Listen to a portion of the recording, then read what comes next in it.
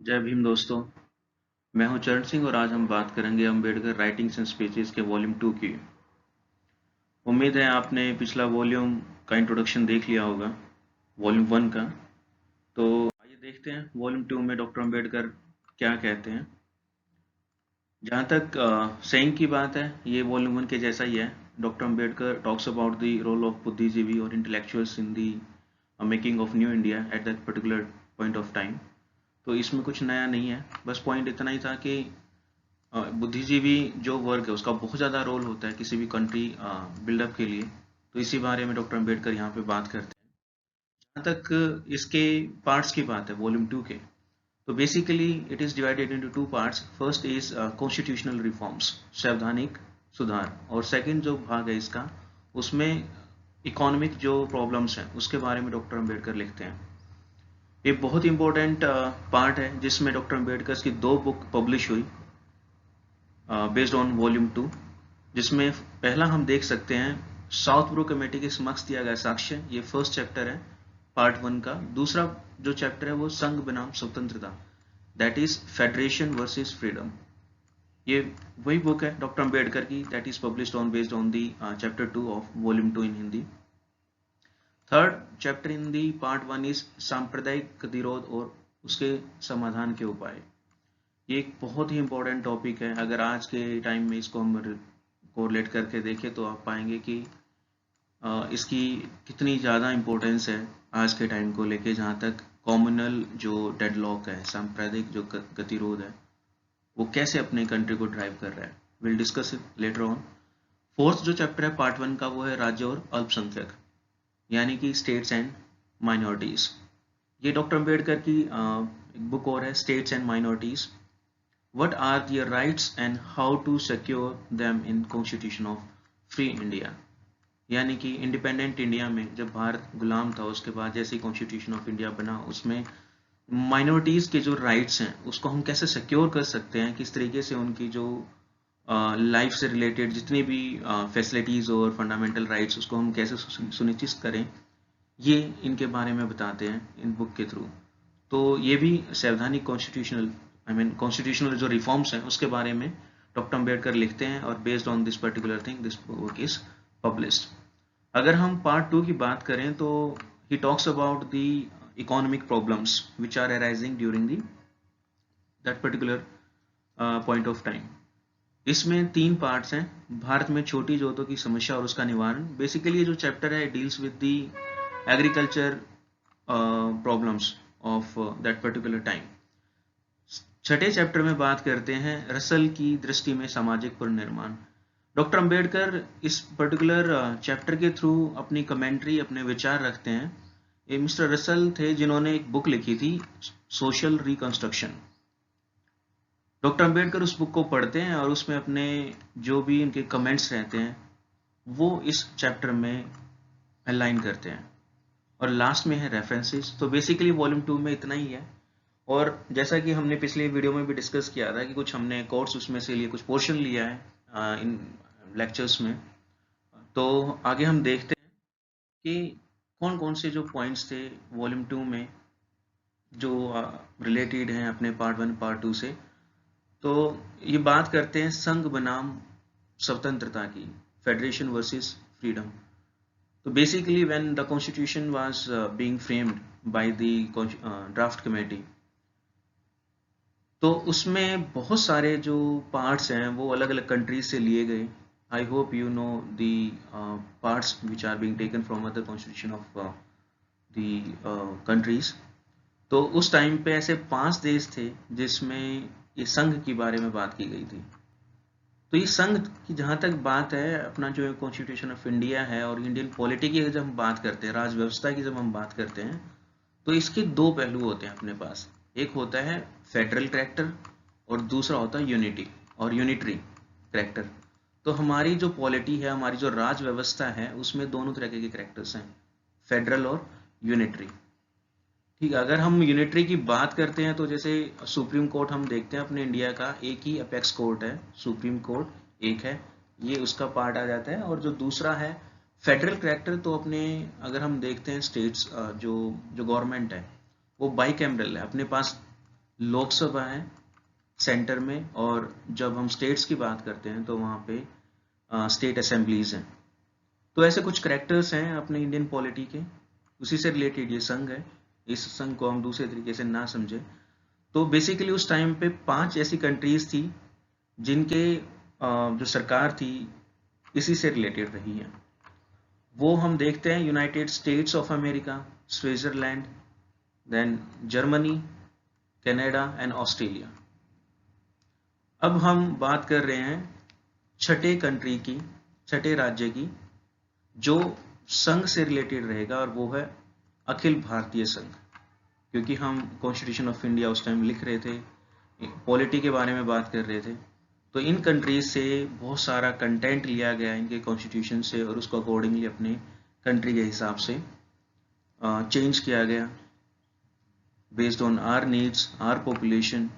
जो भी चीज़ें हमने फेस की उसके अकॉर्डिंग इसमें बहुत सारे चेंजेस किए गए। तो ये था अपना फेडरेशन वर्सेस फ्रीडम के बारे में बात। अगर हम भाग 1 के ही तीसरे चौथे चैप्टर की बात करते हैं तो एक इम्पोर्टेंट पॉइंट आ जाता है सांप्रदायिक, एक जो था कॉम्युनल डेडलॉक। दोस्तों ये बहुत इंपॉर्टेंट पॉइंट है, अगर आप इसको करंट के टाइम में कोरिलेट करेंगे तो ये कंटेंट उसी के बेसिस पे लिया गया है। आप इसको देख सकते हैं कितना इंपॉर्टेंट है, और एक खास बात इसमें है इन शब्दों की। अभी हम देख लेते हैं ये जो है, ये जो पर्टिकुलर कंटेंट है, डॉक्टर अंबेडकर को all India scheduled caste federation एक संघ था, डॉक्टर अंबेडकर को इन्होंने इनवाइट किया लेक्चर के लिए। तो 6 मई 1945 1945 में डॉक्टर अंबेडकर को इनवाइट किया इनके एनुअल मीटिंग के दौरान। तो डॉक्टर अंबेडकर ने जो लेक्चर डिलीवर किया था ये उसी का पार्ट है। इसका रिलीवेंस क्या है, हम इन चीजों पे फोकस करते हैं: शिक्षित, आंदोलित और संगठित, एजुकेट, एजिटेट एंड ऑर्गेनाइज। तो इस फेडरेशन के लेक्चर के दौरान डॉक्टर अंबेडकर ने बहुत इंपॉर्टेंट पॉइंट्स को छुआ और अपने लोगों तक पहुंचाने की कोशिश की। जहां तक मीटिंग की बात है, ऑल ओवर इंडिया से SC/ST इस फेडरेशन की मीटिंग में आए थे, और इनको देख के डॉक्टर अंबेडकर बहुत खुश हुए, और उन्होंने ये बात कही कि यह बात निर्विवाद है कि लोगों का यह पक्का इरादा है कि वे इस संघ को, यानी कि all India scheduled caste federation को ही अपना प्रतिनिधि संगठन बनाएंगे।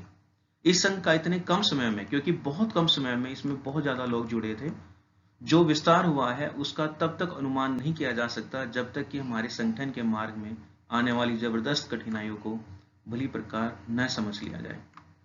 ये रिलीवेंस बताते हैं all India schedule caste federation की। वो बात करते हैं पॉलिटिकल इश्यूज से रिलेटेड। अभी इस पॉइंट को हम अगर करंट में भी देखें तो आप समझ सकते हैं बहुत इजीली।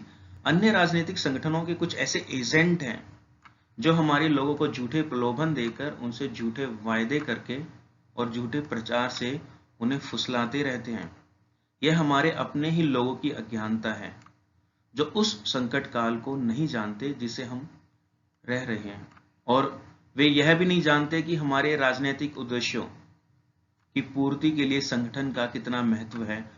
डॉक्टर अंबेडकर इसके बारे में बस इतना ही बताना चाह रहे हैं कि ऑल इंडिया शेड्यूल कास्ट जो फेडरेशन है वो बहुत इंपॉर्टेंट है जहां तक हमारे पॉलिटिकल एम्स एंड ऑब्जेक्टिव की बात है। आगे डॉक्टर अंबेडकर कहते हैं, हमारे पास जो साधन है वो बहुत कम है और हमारे पास धन नहीं है। हमारा अपना कोई समाचार पत्र नहीं है। डॉक्टर अंबेडकर ये बात 1945 में कह रहे हैं। If you look at the current scenario also, then we do not have such a lot of channels I would say, और न्यूज़पेपर और मैगजीन्स बहुत ज़्यादा नहीं है। इसमें अगर हम देखते हैं क्रिटिकली तो अपर जो कास्ट है हिंदूज में, उनका ही जो है कंट्रोल है। जहाँ तक हम मीडिया की बात करते हैं तो ये उस वक्त में कह रहे होते हैं कि हमारे पास कोई समाचार पत्र नहीं है, अपना कोई पत्र नहीं है। हमारे लोगों पर भारत भर में आए दिन जो निर्मम अत्याचार होते हैं, you just correlate this particular things nowadays also, उनका जिस प्रकार दमन किया जाता है उसकी सूचना समाचार पत्रों में नहीं छपती। अभी पिछले हफ्ते की बात, राजस्थान में एक पुजारी ने मना किया था एक न्यूली मैरिड कपल को मंदिर में एंट्री करने के बारे में। हालांकि उस पर एक्शन लिया गया है SC/ST prevention of atrocities act 1985 के तहत। यहाँ तक कि समाचार पत्र हमारे सामाजिक और राजनीतिक प्रश्नों से संबंधित विचारों को जानबूझकर जनता के सामने नहीं आने देते, और यह सब समाचार पत्रों की सुसंगठित साजिश का नतीजा है। डॉक्टर अंबेडकर इस पूरे सिनेरियो को एक साजिश का नाम देते हैं, और ऑब्वियसली काफी हद तक ये सच भी है। अगर हम करंट में भी इसको, फिर से मैं बार बार ये बात क्यों कह रहा हूँ, आप कोरिलेट करके देखिए, कोई भी न्यूज़पेपर है, मैगजीन है, न्यूज चैनल है, कोई चौथी चीज है, that belongs to which community and caste and from when. हमारे पास धन नहीं है कि हम कोई ऐसी व्यवस्था कायम कर सकें जिससे अपने लोगों की सहायता की जाए और उन्हें शिक्षित, आंदोलित और संगठित किया जा सके। दोस्तों, डॉक्टर अंबेडकर की जब भी बात होती है, एजुकेट, एजिटेट एंड ऑर्गेनाइज की बात होती है, तो मुझे बहुत खुशी हुई है पढ़ते हुए और लिखते हुए और आपके साथ बात करते हुए कि इन 3 शब्दों का जो जन्म हुआ था वो 6 मई 1945 को all India schedule caste federation की मीटिंग के दौरान हुआ। उम्मीद है आपको ये इन्फॉर्मेशन अच्छी भी लगी होगी, और I request you all to share this particular information to our brother and sisters. आगे डॉक्टर अंबेडकर लिखते हैं कि राजनीतिक बहुमत स्थिर या हमेशा के लिए बहुमत नहीं होता, क्योंकि हम कॉम्युनल डेडलॉक की बात कर रहे हैं। उसे हमेशा तैयार किया जाता है और उसे तोड़ा भी जाता है और पुनः तैयार भी किया जाता है। अभी सिंपल सा अगर हमको सिंपल टर्म्स में समझने की कोशिश करें तो पॉलिटिकल मेजोरिटी की बात हो रही है। एक सरकार आज बनी है, उसके पास मेजोरिटी है, वह 5 साल तक चलेगी, 5 साल के बाद हो सकता है फिर से आ जाए, हो सकता है ना आए, तो ये पॉलिटिकल मेजोरिटी की बात है। But if you look at the current scenario which is going on in dear India, then अपने पास क्या है, कॉम्युनल मेजोरिटी हो रही है, हर तरफ हिंदुत्व की बात हो रही है। डॉक्टर अंबेडकर कहते हैं एक स्थायी बहुमत होता है, जो सांप्रदायिक बहुमत है ये परमानेंट है, उसकी सोच सनातन और स्थिर होती है, इसे खत्म किया जा सकता है लेकिन इसमें बदलाव नहीं ला जा सकता। मैं बार बार कह रहा हूँ, प्लीज इस चीज को अपने जो करंट में जो सिनेरियो क्रिएट हुआ है, हर जगह हिंदुत्व की जो बात हो रही है, डॉक्टर अंबेडकर 1945 में ये बात करते हैं अपने लेक्चर के दौरान। और फाइनली डॉक्टर अंबेडकर बेझिझक ये उन्होंने ऐलान किया कि भारतीय हालात में सिर्फ एक सांप्रदायिक बहुमत ही मौजूद है, जो आज के टाइम में, वर्तमान में एक कड़वी सच्चाई है। इसकी कहीं ना कहीं मैंने फोटो लगाई है, सांप्रदायिक निर्णय, पुनः पैक्ट और गांधी जी का हरिजन उद्धार आंदोलन, जो कि सिर्फ दिखावा था। गांधी जी का जो था अनटचेबिलिटी को खत्म करने का, वो सोशली उन्होंने हथकंडे अपनाए थे। डॉक्टर अंबेडकर का जो तरीका था वो पॉलिटिकल था।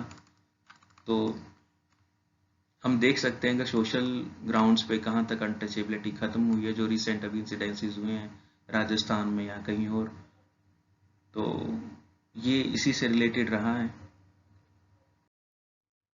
I hope you like the information given this introduction to volume 2 Ambedkar's writing and species. Please like, share and subscribe the video and channel Ambedkar News और Ambedkar's writing speeches में जुड़ने के लिए आपका बहुत बहुत शुक्रिया। मिलते हैं वॉल्यूम 3 के इंट्रोडक्शन के साथ। शुक्रिया एक बार फिर से।